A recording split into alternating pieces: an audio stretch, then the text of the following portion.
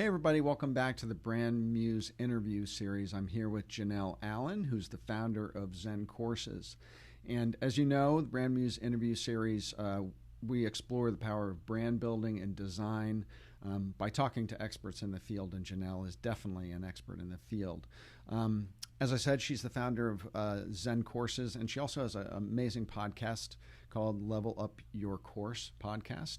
And she's a learning designer and a serial entrepreneur who believes that every company is in the education business. And she's worked with big corporations like Pearson Education and Potbelly Sandwiches and Starbucks and even Apple to create training courses and online courses.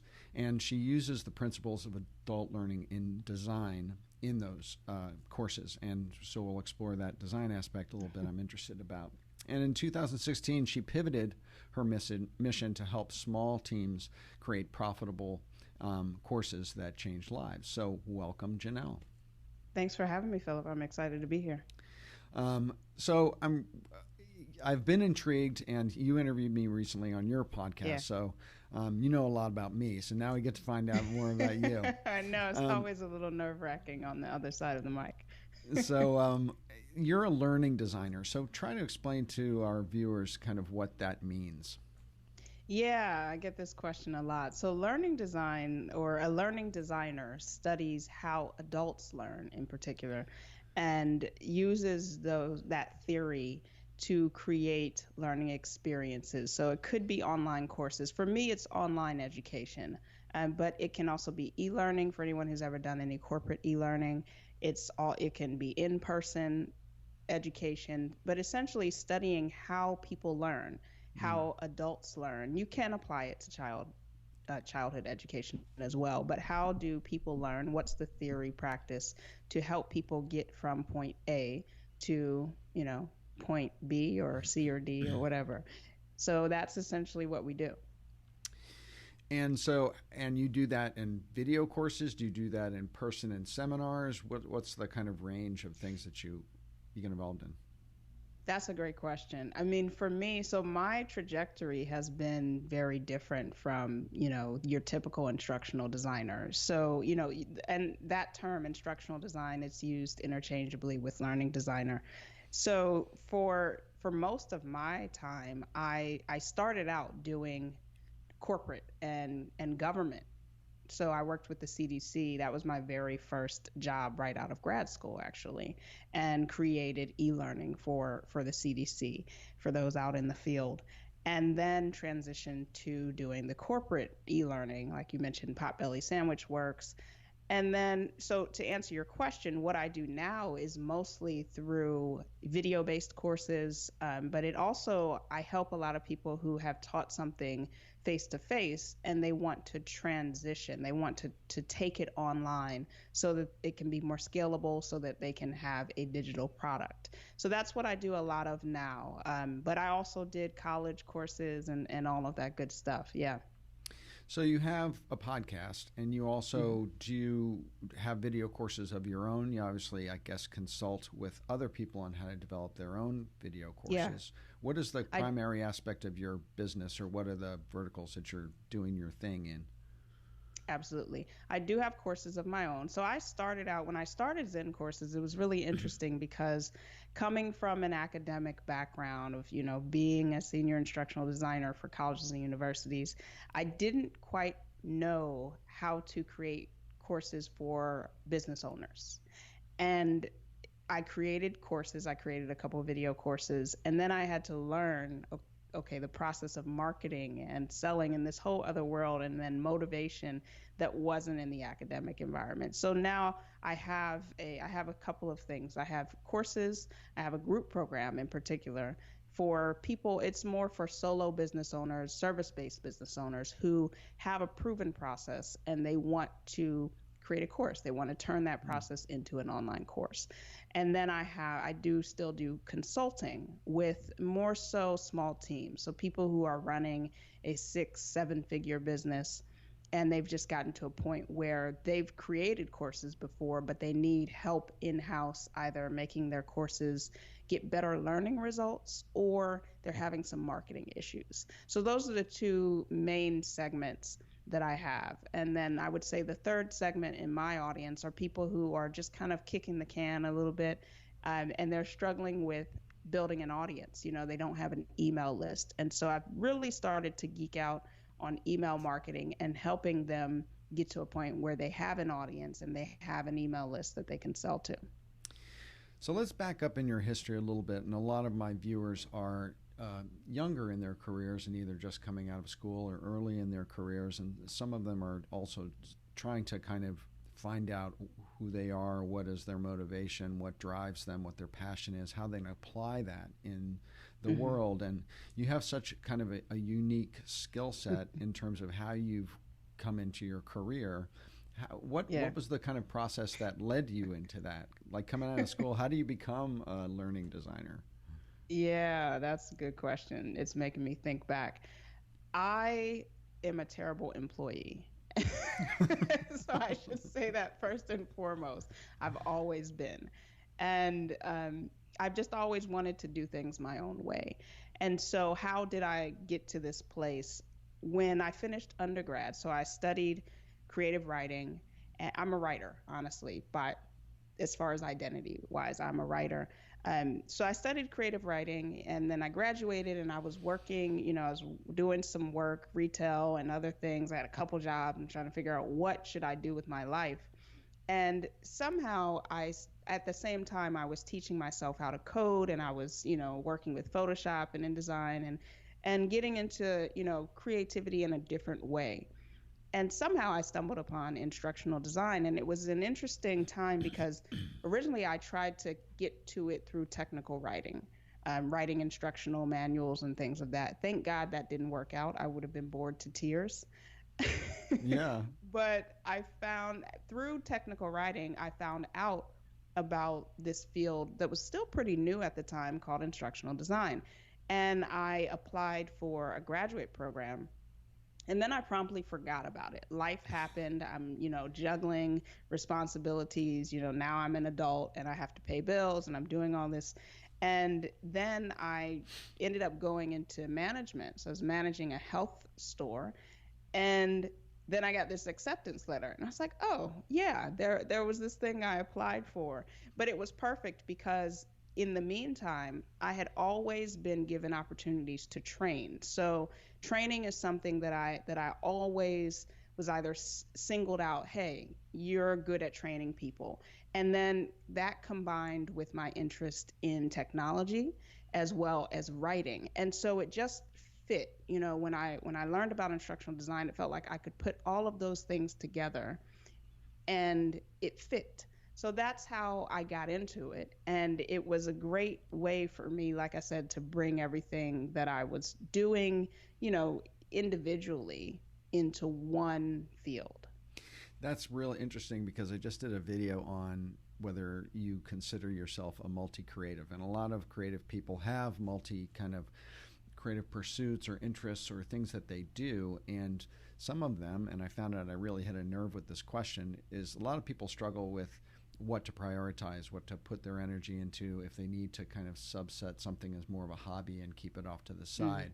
Yeah. And I also talk about how careers a lot of times are more like a web than a ladder. And what I mean by that is how, disparate ideas or interests or skills can be woven together to create something new or some avenue that is a conglomeration or leverages the strengths of different things. And it sounds very much like that's kind of what you did. You took writing, you took interest in learning, you took technology, and you kind of wove them together, and they seem to really fit into this learning design kind of. Yeah, absolutely. I think I've never been good at doing things that I wasn't interested in. I think is that the bad employee part? That's the bad employee. I really wanted to get into that. I would go, what makes a bad employee, Janelle? I've just always been told. One of my best friends, she used to be my manager, and she said, you just were very clear about what you were willing to do, what your schedule was, and what you weren't. And I just wasn't willing to give everything of myself if I wasn't passionate about it. So I think that that's, but that's what makes me a good entrepreneur is I'm going to put 150% of myself into something that I can create and build and help other people. And so if, I'm not good at doing things that I feel aren't truly adding value. When Mm. I was working odd jobs throughout college, I wasn't good at sales because I was like, do you need this? No, you don't really need it. So I'm not going to sell it to you. So that's what makes me a bad employee. Just rebellious, not following instructions, and really wanting to add value. Yeah.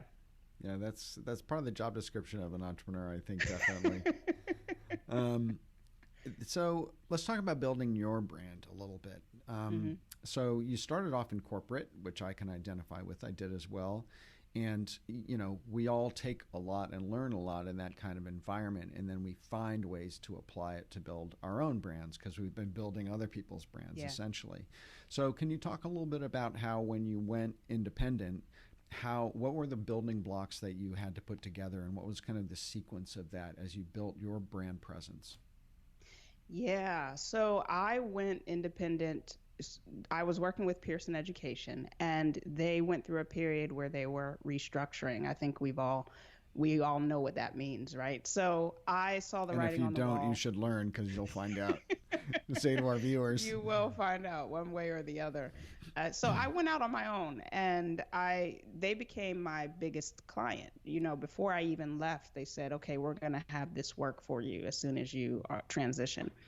And it was great because through Pearson, I learned, even before I went out on my own, I learned a process for, you know, analysis, just kind of geeking out on instructional design right now, but there's a process that we take from analysis to the implementation of creating the course. And so I learned how to walk clients through that process, and then went out on my own and was able to not only apply that, but learn how to do rapid prototyping and just different things and productize it. Mm-hmm. Believe it or not, my work at Pearson helped me to productize. We took the analysis out and made that its own product, and then built on from that after that period. So it was really instrumental. And so I had that part and I was just executing, but it still was very much I was a contractor, but I still felt a little bit like an employee. Mm-hmm. I didn't know how to market. I had a fancy website. I had a fancy logo. I paid too much money for both of those things. And I thought, I had a brand, but what I didn't have, what I wasn't doing was marketing.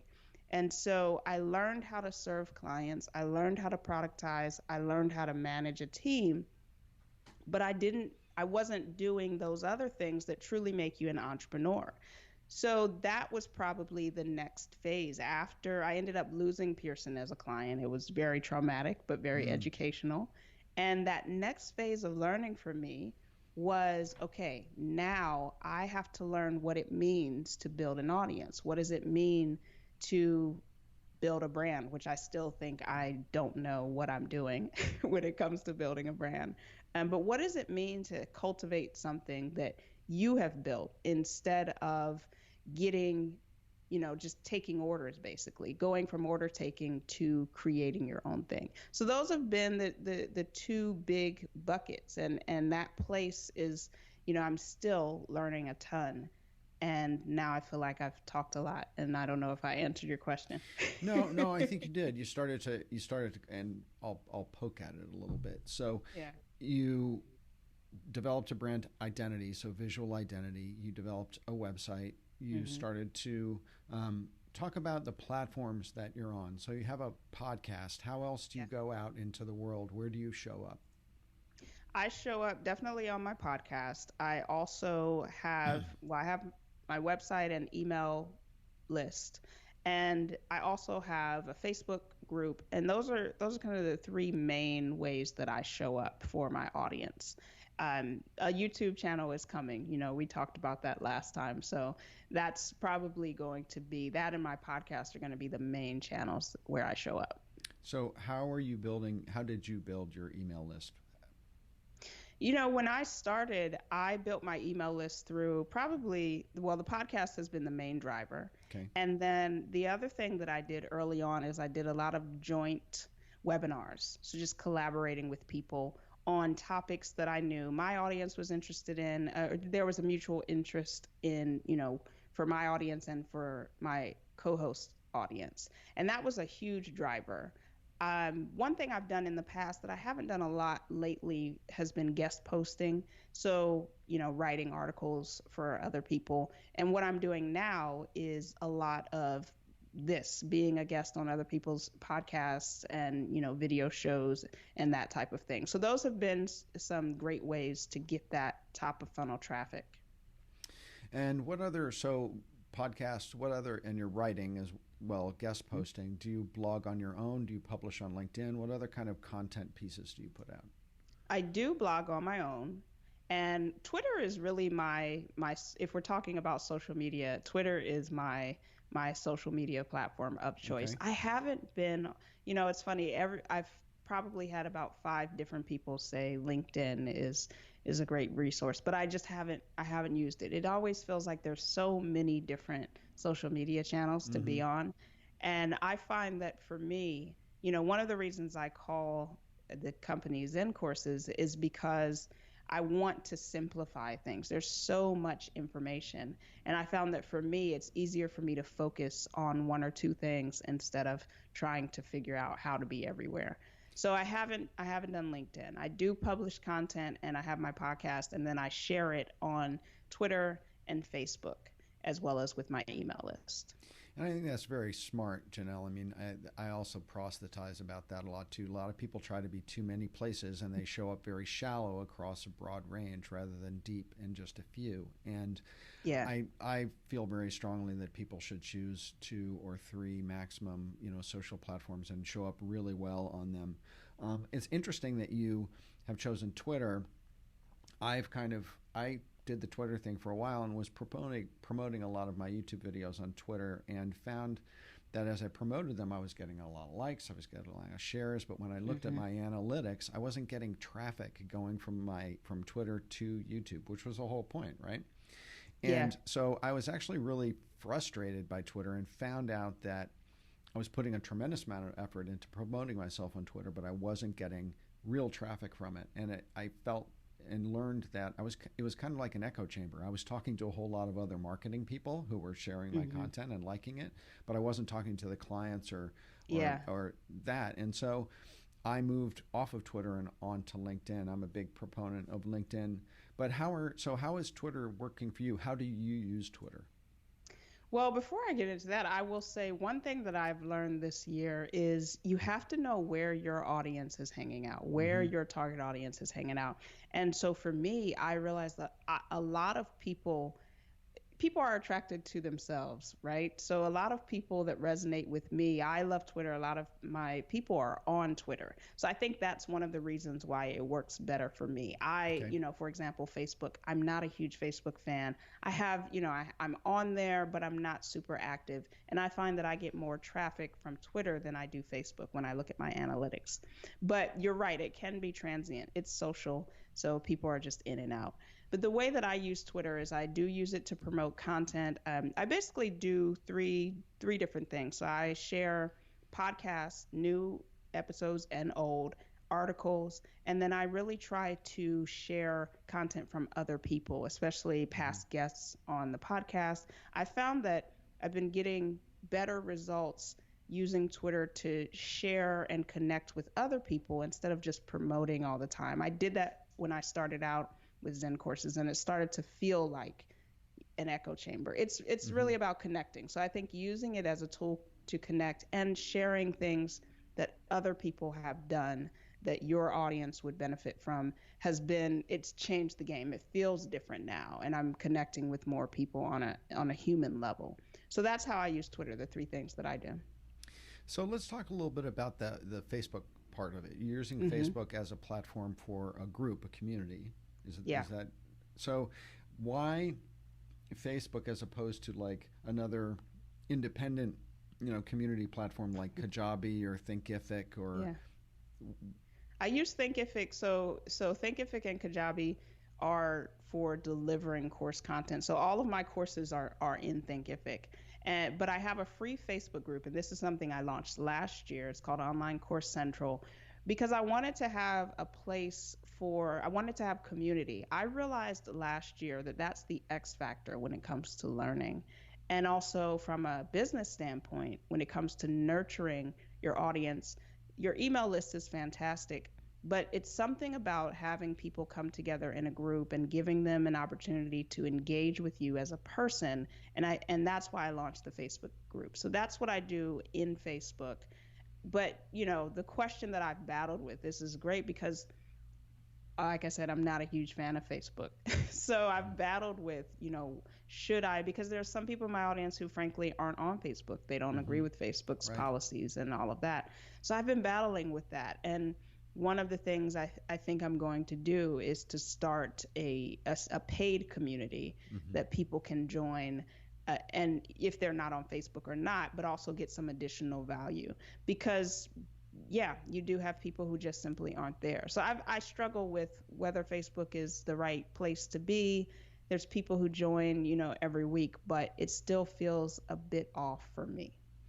And a lot of entrepreneurs I talk to are struggling with that. They have Facebook community groups, or they have, there are paid community pieces of Kajabi and other platforms that are the more robust platforms, but they struggle with the idea that people are already on Facebook, so it's easy to transition into the group and check in and engage. But if they're on a completely separate platform per se for that community, they have to make a concerted effort to go to that.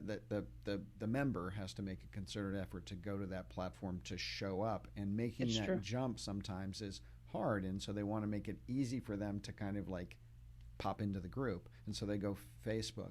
But that's something I think a lot of people are struggling with. What do you think what's the tipping point there for you? I mean, it comes back to audience, right? So where is my audience hanging out? And but I would add to that. So there's a caveat there. I encourage everyone to pay attention to the people who are making progress. It's so easy to join 15 Facebook groups, but never actually move the needle forward. Right. So what is going to facilitate transformation? That's what I'm passionate about. So for example, in my courses, I don't use Facebook. My group program, we have a Slack community because it's enclosed. There's not the distractions of Facebook. You come there for one reason, to work and to connect with your classmates. So I think, it's going to come down to audience and seeing, okay, are people making progress, or are they just kind of looking at the content and then going off and doing their own thing? And I personally, my hypothesis is that moving it to a closed paid community is going to inspire people to take action because you're paying for it, as opposed to dipping into a free. Would you close if you establish that community? Would you make that kind of community central, meaning your mastermind people would be there and your course people would be, your podcast people would be there? So would you close out Slack and have it all happen in the community, or? Yeah. Curious. I don't know. These are good questions. Yeah. and you know what? I'm asking the same questions of myself, which is why I'm like trying to find out how you're thinking about it. Because it's funny, a lot of people who have communities are in that place. Because with Slack, it's great for courses, but I think the downside for Slack, if you are purely wanting to establish community, is it can be hard to keep track of what people are doing and who they are and what's going on. So I don't know. I know that I will close the Facebook group when I make the decision. Okay. All right. But I haven't decided if the community is going to be through Slack or if it's going to be through some type of membership plugin. Right. Yeah. So what kind of, it's not all, wine and roses out there. So let's talk a little bit about hurdles or struggles that you've had, because we all have them. And what are some of the, some of the bumps or, kind of speed bumps, roadblocks you've run into in your development of your personal brand that you could share with others and they could benefit from?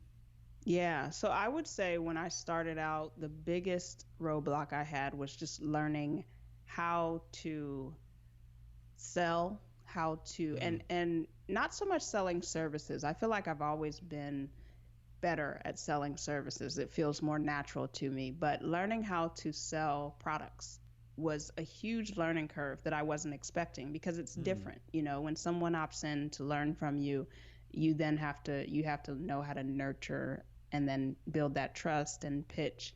And I didn't know how to do that. And mm, so I thought, okay, I'm just going to create a course, boom, and it'll work.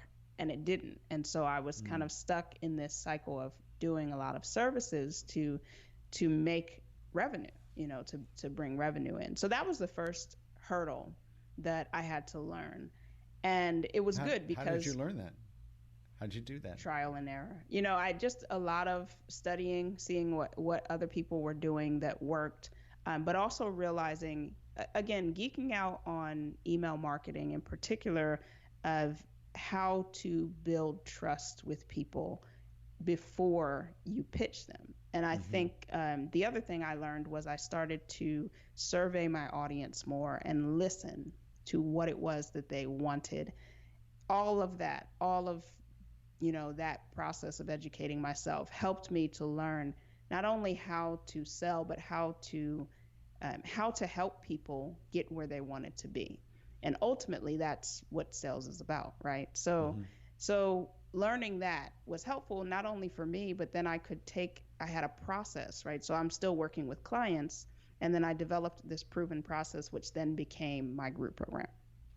So, for anyone who's feeling stuck, they feel like they're not good at marketing or sales, go through that, allow yourself to learn, and then that you can then teach that process. So, the other thing that I have always struggled with is just putting myself out there, and Mm-hmm. and not so much like I have a podcast, I have an email list and all of that stuff, but this is where I'm at now, and we talked about this with YouTube of just taking that next step. And I'm definitely an introvert. I'm definitely someone who doesn't like to be front and center all the time. And so that's what I've been struggling with, of really putting myself out there in a way that I haven't before. And you talk about personal brand. Someone just asked me, why did you choose Zen Courses instead of going off of your name like everybody else? And I think that that's those types of things are where I'm at now, of like, okay, I gotta push through this discomfort of really putting myself out there. So when you were talking about polling your community and finding out from your community what they wanted, so you could develop what they wanted, how Yeah. did you go about that? Did you use SurveyMonkey? Did you just ask them questions in the Facebook group? How did you poll your audience? The very first thing that I did, and I think I was fortunate enough to just do this right, was I didn't use surveys. The first thing I did was I had an email after you opted into my email list. I had just a welcome email, and I just asked people, what's your biggest challenge? And I got so many responses, and I made it a mission to respond personally to every email. And so that was the very first thing that I did. It does, you hear people say do things that don't scale. That definitely didn't scale, but I had, and I still have a folder in my email where I just had all of these responses from people. So that was data, right? So it's just everything that people are saying they're struggling for. And then I was able to look at trends. Um, and then just listening to what people said they wanted to buy or what they purchased. That's another thing, paying attention to buyer behavior. Mm-hmm. Then I graduated to surveys. So then I started to send out, especially before or when I was thinking about launching, I would send out a survey. I didn't, at first I built the course and then it didn't sell. And then I realized survey, find out what people want, and then build to that. So that was the next step, or evolution for me, was surveying people, using Jeff Walker's Shot Across the Bow. Ryan Levesque also has the Ask method. Those were two helpful resources for me to start getting into surveys. Then taking it a step further, I learned about discovery, so customer discovery interviews. and I use them in tandem with surveys. So I usually survey and then I schedule some interviews with a few people who've responded to the survey. So that's how I do it now. So people in your community, so individuals, and you'd go a little deeper with them about Yeah. what they really wanted. Yeah. I am, how should I say this? I've always been told I ask a lot of questions. It gets me in trouble personally in my personal life, but it's been great in my entrepreneurial life because when I do those discovery interviews, I know how to ask certain questions and then just wait and listen and see what people are saying, because a lot of times discovery can be tricky because sometimes most humans are non-confrontational.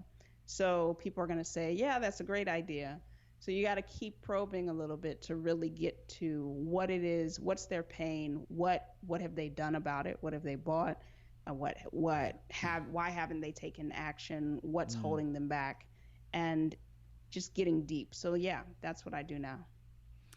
That's really interesting. I did a very similar thing with my email list. I just polled everybody and said, it was like a 2-sentence email. And it said, what's the one thing that you're struggling with the most now? And I got 385, kind of responses. And I took every single response and cut and pasted it into a Google sheet. So I have this, and then I categorized them by the topic that each one was. And it became very clear what the things people were struggling with were. Yeah. And I was actually really surprised by some of those topics from creative professionals and entrepreneurs, like what they were struggling with. One of the largest things they were struggling with was organizational and motivational in terms of productivity and scheduling their time. And I was really surprised by that it wasn't like, second was like, how do I get more clients, of course. But the first one was much more kind of organizational, which I thought was fascinating. And I never would have known if I hadn't done that polling.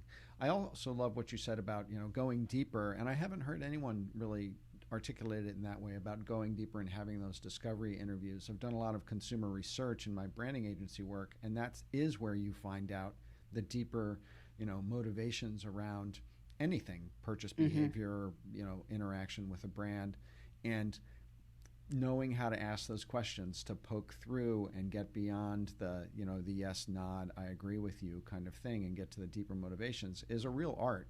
And I want to just say to all my viewers out there that my interview with Janelle on her Level Up Your Course podcast, I've told like 3 people like this over the last couple of weeks that Janelle is the best interviewer I think I have ever had. I've been on dozens and dozens of podcasts, and she was the best interviewer. That's a real art, and you know how to ask questions. I got to say that. So if you're not listening to her podcast, you should check it out because she's a killer interviewer. So I always try to touch on drawing out of your experience about what our viewers could learn and to bulletproof their careers. So you've gone from corporate to your own thing, you've built a community, you have made some significant changes and woven together those threads of different interests to build something. And so if you had to talk to someone who's early in their career or going through a transition, what would be the 1 or 2 things that you would say, look, concentrate on this, do this, this will help bulletproof your next phase or your career? What would you say to them? Yeah. Well, the first thing I would say is learn.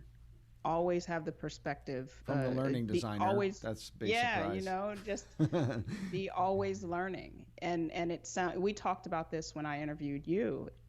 Even if you have a full-time job, this is mindset as well. So a lot of times people feel discouraged if they feel stuck, that they're in this job they don't want to be in. But the reality is that's where you need to be right now, and focus on what you can learn. What skills are you gaining? What are you learning that you can apply later? And be there. And then the next thing that I would say is put yourself out there. You have to take that leap. I think that that's the thing that holds a lot of people back, is just fear of sharing. And I mean, I just said we all go through this at different stages, right? So you have to take that leap. You have to share. It's not enough to learn and then keep it all to yourself. The power is when you start to share what you know and you help someone who's maybe a few paces behind you.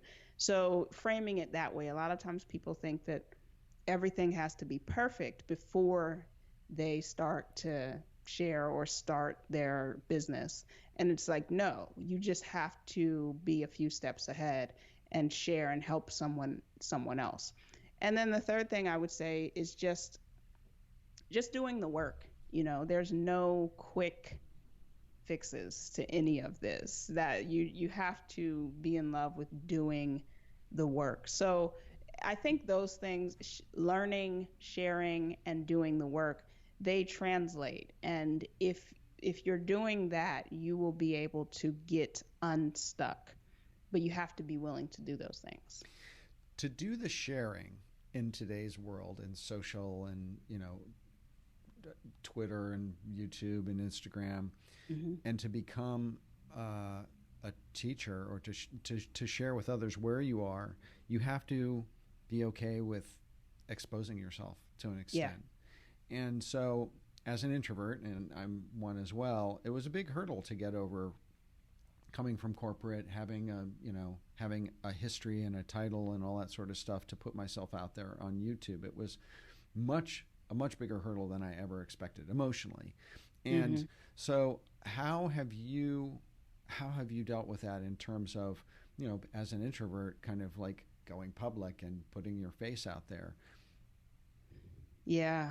It's interesting that I've realized lately I'm very comfortable when it comes to audio and writing, right? So because there's a little bit of a barrier, and I can just share and put it out there, and I don't think about it. I don't have any fears about that.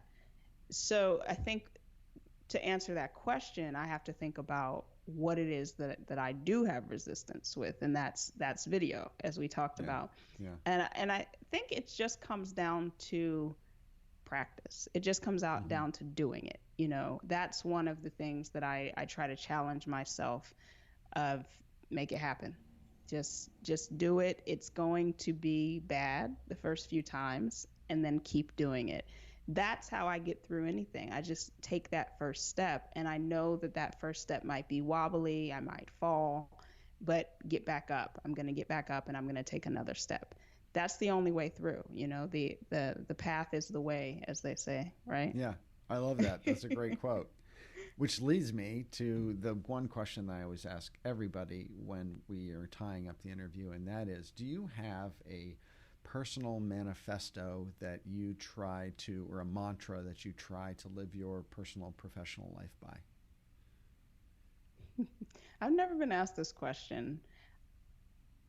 I don't know if it's a mantra, but something that I say all the time, I think I just said it, is make it happen. I don't believe in making excuses. I don't believe in, and the other thing that I tell people a lot, which kind of gets me in trouble sometimes, is, don't say you don't have time, say it's not a priority. When I started to do that, it really helped me to frame what was important to me. And so it helped me to also stop making excuses and just say, for example, DJing. I DJ, and for a long time. Well, wait. Okay, wait. Curveball alert. Let's wait. We're not tying up yet. You DJ. Let's go there. Okay. We'll come back to the mantra. Yeah, I DJ, and I had to realize that it's a hobby, because I wasn't doing it in the way that I said I wanted to do it. And going back to that, it's not that I don't have time, it's that it's not a priority. My priority is building my business, building my brand. DJing is something I love, and I had to put it in that hobby bucket. So those two things kind of go in hand for me. Saying that, but then just making it happen. One of my favorite DJs, DJ Jazzy Jeff, he says, die empty. You're old school, DJ Jazzy Jeff. There's probably a lot of people don't even know who he is. Yeah, he's fantastic. But yeah, that phrase, die empty, I really resonate with that, because I don't want to have anything hanging. I want to take a stab at everything. So that's, yeah. I love it. I love it. That's great. So Janelle Allen, founder of Zen Courses, thank you so much for joining us. Really appreciate it. So where can people find you? Where's the best place to connect with Janelle? Yeah, they can just head over to the site, zencourses.co, not .com, zencourses.co, and you can connect with me. You can hop on the mailing list. If you want to learn about creating a course, I also talk about email marketing quite a bit lately, so that's the place to go. And absolutely check out her podcast, Level Up Your Course podcast. It's serious. So thank you so much, Janelle. We really appreciate your joining us. And thanks again. Thanks for having me.